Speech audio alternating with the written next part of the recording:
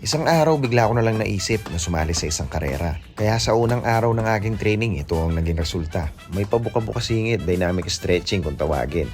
Kaya tara, umpisahan na natin. Nataon na nakasama ko ang kumpare kong Koreano. Isip ko na kaya ko to, home court advantage, syempre Pilipino. Nagulat ako, inumpisahan niya yung pagtakbo, pacing pangkabayo. Start na. Grabe pacing yan. Grabe. Ang bilis niya. Kaya sa kalagitnaan nito ay naglakad na ako. Nahiya pa siya at sinamahan niya ako. Dan. Grabe.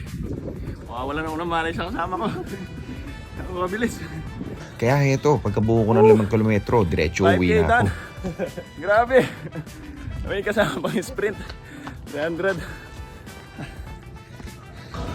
Ayan, after mabudol mga kaibigan, sipong malala.